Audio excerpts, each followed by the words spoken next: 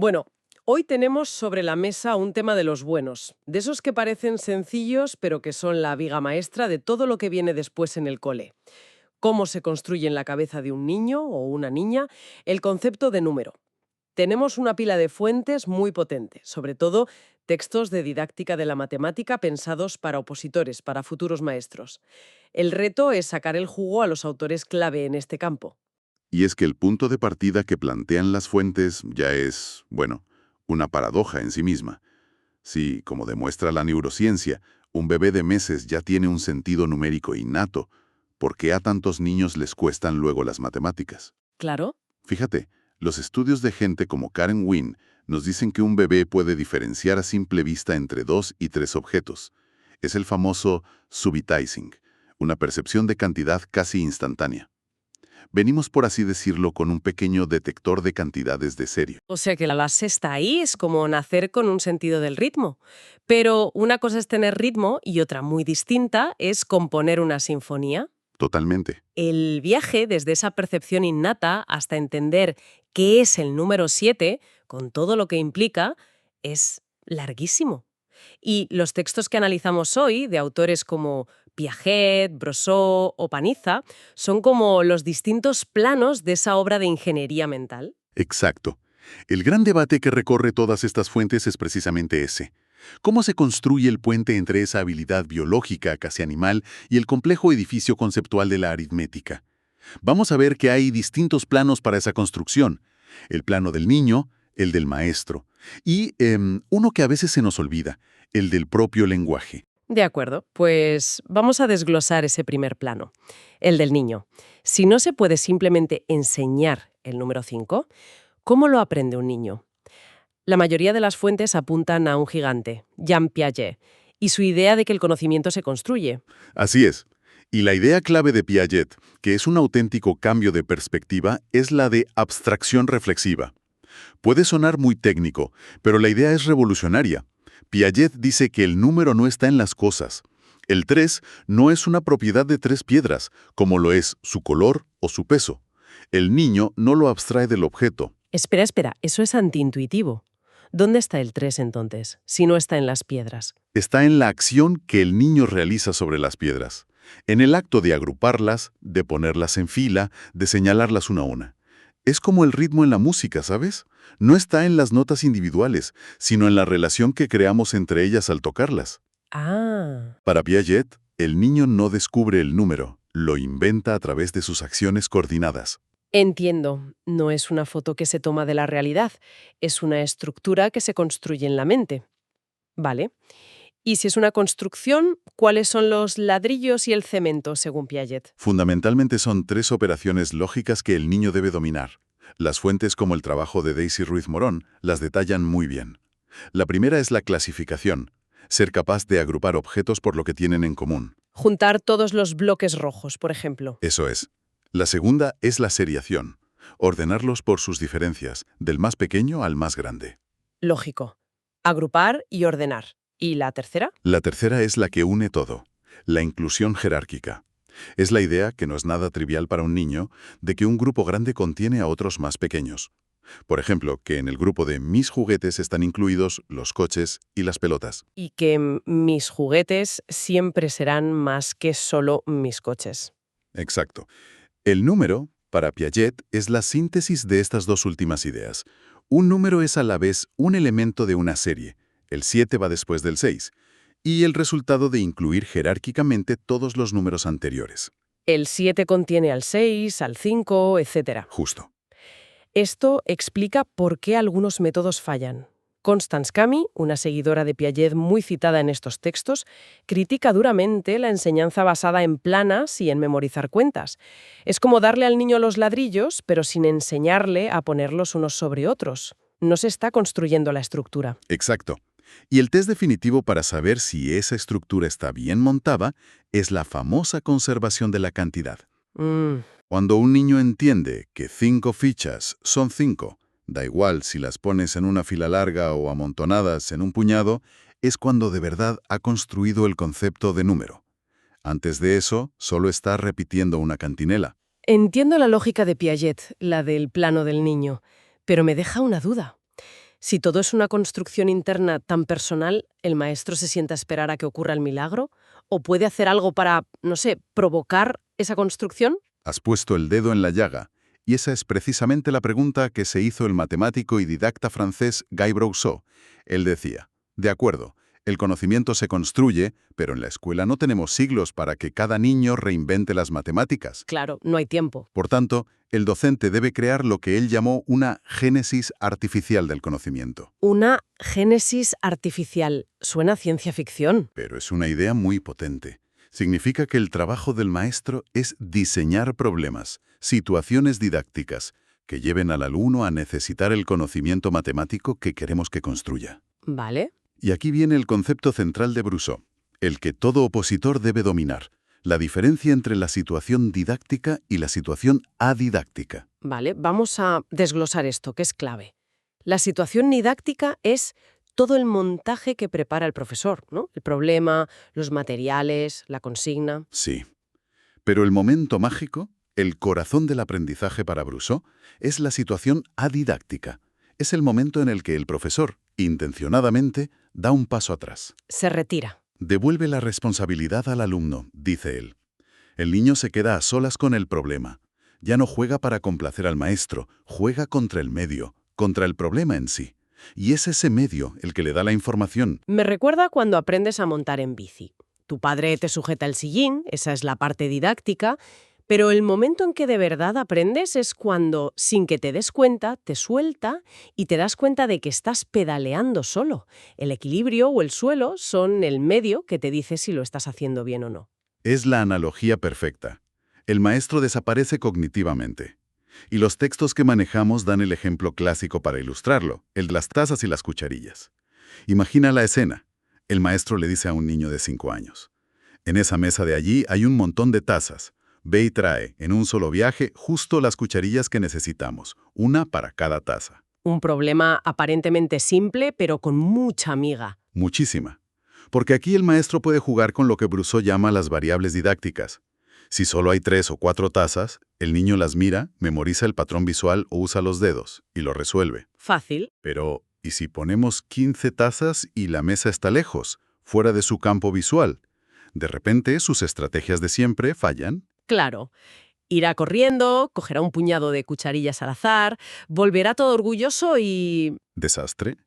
O le sobran o le faltan. Y ahí es cuando ocurre la magia. Ahí está, el medio las tazas sin cucharilla o las cucharillas sin taza le está gritando error, sin que el maestro haya dicho ni una palabra. Es el propio problema el que habla. Eso es. El niño prueba otra cosa, quizá poner una piedrecita por cada taza. Pero es un lío. Y tras varios intentos, frustración mediante, puede que un día descubra la estrategia definitiva, la que nunca falla. Contar las tazas. 1, 2, 3, 15. Va a la otra mesa y cuenta 15 cucharillas. Y funciona. O sea que para Brousseau el truco no es enseñar a contar, es crear un problema tan bueno que el niño necesite inventarse el contar para resolverlo. El número no es la lección, es la solución. Esa es la gran conclusión. El número emerge como la herramienta óptima para resolver un problema de memorizar la cantidad a distancia. Es un conocimiento funcional con un propósito claro. Nace con sentido. La palabra sentido es crucial, porque un niño puede aprender a usar la herramienta, el número, pero sin saber muy bien para qué sirve o confundiéndola con otra. Y esto conecta directamente con la tercera gran perspectiva que aparece en las fuentes, la de la escuela argentina, con autoras como Mabel Panizza. Efectivamente, Panizza y otras autoras como Delia Lerner o Patricia Sadowski ponen el foco en el peligro de que los alumnos operen mecánicamente. Ah, sí. El ejemplo típico que critican es el del niño que lee un problema, ve la palabra me regalaron y automáticamente suma, sin pararse a pensar si el problema va de eso. Cero comprensión. Cero, solo una asociación de palabras clave con algoritmos. Es el aprendizaje de palabras clave que tanto daño hace. Pero Panizza va más allá e insiste mucho en una distinción que parece sutil, pero es fundamental.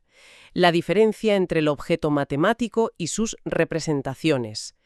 ¿Qué significa esto en la práctica? Significa que el concepto, el objeto, es una idea abstracta. Por ejemplo, el número 6. Pero ese concepto puede vestirse de muchas maneras, con la cifra 6, con la palabra 6, con 6 puntos en un dado. Incluso con una operación como 12 dividido entre 2. Exacto. Son distintas representaciones, distintos ropajes para el mismo objeto. El gran objetivo de la enseñanza es que el alumno no confunde el traje con la persona. Que entienda que 8 más 2 y 2 más 8 no son dos cuentas distintas que dan lo mismo por casualidad, sino dos formas de representar el mismo objeto, el 10. Justo. Y donde esto se convierte en un verdadero campo de minas para los niños es en nuestro sistema de numeración. Es el ejemplo que usan Lerner y Sadowski. La complejidad de entender que el valor de una cifra, como el 2, cambia radicalmente dependiendo de su posición en 2, 20 o 200, es gigantesca. Los niños, por su cuenta, crean hipótesis lógicas para ellos, como pensar que 43 es más grande que 51, porque el 4 y el 3 son más grandes que el 5 y el 1. Tiene su lógica, aunque esté mal. Claro. La labor de la escuela es conocer esas ideas previas, para a través de problemas hacerlas evolucionar hacia la convención. Bien, hemos visto la construcción interna del niño, la arquitectura del maestro para provocarla y la importancia de que todo ese proceso esté cargado de sentido. Pero hay un elemento que ha estado presente en todo, como el aire, y del que no hemos hablado a fondo: el lenguaje, las palabras. Es que es el cuarto plano de la construcción, y es fundamental. Aquí es interesante ver el contrapunto que plantean las fuentes entre Piaget y otro psicólogo, Vygotsky. Para Piaget, el lenguaje viene después de la acción. Sirve para poner en orden un pensamiento que ya se ha construido. Para Vygotsky, la relación es mucho más íntima. Lenguaje y acción se entrelazan para crear formas superiores de inteligencia. No es uno después del otro. No, es a la vez. El lenguaje no solo describe, sino que planifica y regula la acción. Y eso tiene consecuencias prácticas enormes en el aula. Muchísimas. De ahí surge una estrategia didáctica muy potente que mencionan los textos. La realización verbal de las acciones. Consiste, sencillamente, en pedir a los niños que expliquen en voz alta qué están haciendo y por qué mientras resuelven un problema. Parece simple, pero me imagino que el efecto es muy profundo. Lo es. Imagina un niño intentando repartir 15 caramelos entre 3 amigos. Está haciendo montoncitos, se lía, vuelve a empezar, el maestro se acerca y le dice: a ver, cuéntame, ¿qué estás pensando hacer ahora? ¿Y al verbalizarlo? Al verbalizarlo, pues voy a poner uno aquí, otro aquí, el niño se ve forzado a tomar conciencia de su propia estrategia, a analizarla. Poner palabras a la acción la transforma de un tanteo a un plan. La interioriza. La interioriza y la convierte en razonamiento. Además, es la base para aprender a argumentar en matemáticas. Pero los textos van incluso un paso más allá. El trabajo de Ruth Alejandra Torres, por ejemplo, define el lenguaje directamente como una tecnología cognitiva. Esos son palabras mayores. Es que es una idea transformadora. Torres sostiene que las palabras para contar, 1, 2, 3, son la herramienta tecnológica que permitió a la especie humana superar esa habilidad innata y aproximada del subitizing que mencionamos al principio. Ah, claro. Sin el vocabulario numérico, nuestro cerebro solo puede manejar cantidades pequeñas y aproximadas. El lenguaje nos da la capacidad de trabajar con números grandes y exactos. Es el software que permite que nuestro hardware cerebral haga aritmética. O sea, que el lenguaje no solo expresa el pensamiento numérico, Sino que lo estructura, lo expande y lo potencia. Es el andamiaje que nos permite construir el rascacielos de las matemáticas sobre esa pequeña base biológica con la que nacemos. sin las palabras nos quedaríamos en la planta baja. Exacto. Si unimos todas las piezas de este análisis, el panorama que emerge es fascinante. Partimos de un sentido numérico innato, un chispazo. Sobre él, el niño tiene que levantar una estructura lógica a través de la acción, como nos enseñó Piaget. Pero para que eso ocurra, necesita un arquitecto, el maestro, que diseñe situaciones problema donde el número se convierta en una herramienta necesaria y poderosa, que es la gran lección de Brousseau. Correcto. Y durante toda esa obra, como insiste Panizza, hay que vigilar que cada ladrillo puesto tenga sentido y usar el lenguaje como la grúa que permite levantar y colocar las piezas más complejas. La gran conclusión para cualquier docente que esté preparando su temario es esa. Enseñar el concepto de número tiene muy poco que ver con transmitir una lista de hechos o enseñar a hacer cuentas. Es un trabajo de alta ingeniería didáctica. Consiste en diseñar contextos, problemas y conversaciones que hagan del número una herramienta viva, funcional y cargada de significado para los alumnos. Se trata de facilitar que ellos mismos recorran, con andamios y ayuda, el camino de esa construcción milenaria. Y para terminar, como siempre, una idea que queda flotando en los textos, una pregunta para seguir pensando. Sí, el análisis de la relación íntima entre el lenguaje y el número sugiere que ambos sistemas, en nuestro cerebro, comparten estructuras profundas. Una de ellas es la recursividad, la capacidad de aplicar una regla sobre su propio resultado, que es lo que nos permite crear frases infinitas y también la secuencia interminable de los números. Interesante. Esto nos deja una pregunta fascinante para reflexionar. A ver. Si la estructura de la gramática y la del sistema numérico tienen tanto en común, si son como dos lenguajes hermanos que surgieron de la misma raíz cognitiva, ¿qué nuevas y potentes posibilidades pedagógicas se abrirían si desde el principio, en el aula, dejáramos de enseñarlos como dos mundos separados y empezáramos a tratarlos como lo que quizás son, dos dialectos de un mismo lenguaje, el del pensamiento humano, que pueden iluminarse y reforzarse mutuamente?